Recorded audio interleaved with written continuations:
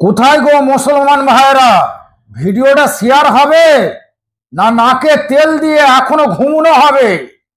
মুসলমান কেন, সম্প্রীতির আমাদের যে হিন্দু ভাইরা রয়েছে, এই ভিডিওটা শেয়ার করে ঠিক জায়গা মতো পৌঁছানোর দায়িত্ব আপনাদের।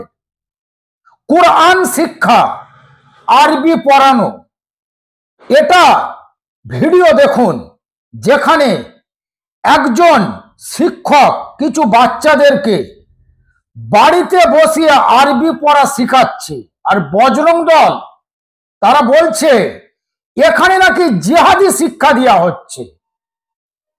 কোরআন শিক্ষা, কোরআন তো আরবিতে রয়েছে, সে আরবি শিক্ষা কোরআন পড়া আমাদের প্রত্যেকটা মুসলমানকে অবশ্যই শিখতে হবে। কারণ দ্বীনি শিক্ষা মুসলমানদের জন্য ফরজ।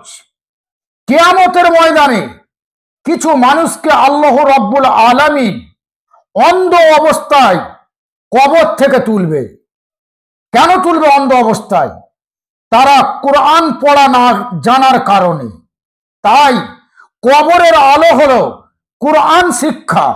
সেই কোরআন শিক্ষা দিচ্ছিল শিক্ষক কিছু বাচ্চাদেরকে, আর বজরং দল অভিযোগ করে যে এই বাচ্চাদেরকে নাকি জেহাদি শিক্ষা দেওয়া হচ্ছে।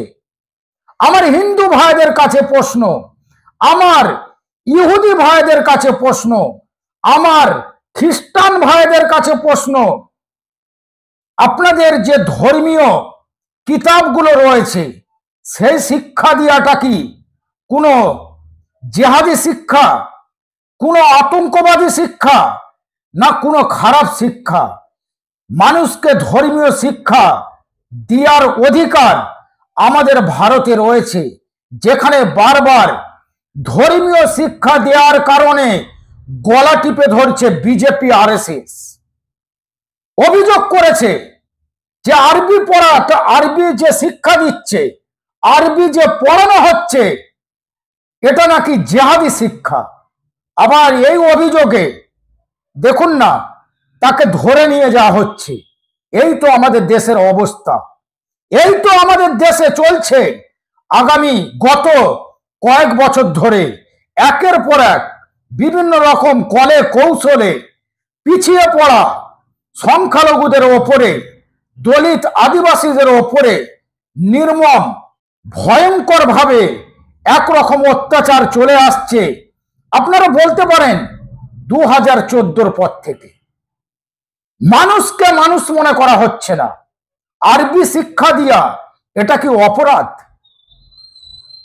ধর্মীয় শিক্ষা যে কোনো ধর্মের হতে পারে, সেই শিক্ষাটা দিয়া কি কোনো অপরাধ? আমার প্রশ্ন রইল আপনাদের কাছে। আপনারা অবশ্যই কমেন্টে এসে তার জবাবটা দেন। আর সকল দর্শককে বলছি, আপনারা কিন্তু কোনো গালাগালি না করে একটা ভালো কমেন্ট করুন।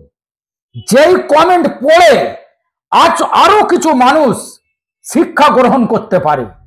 কথা বেশি বাড়াবো না, ভিডিওটা শেয়ার করুন। আপনার মূল্যবান মতামত অবশ্যই কমেন্টে লিখুন।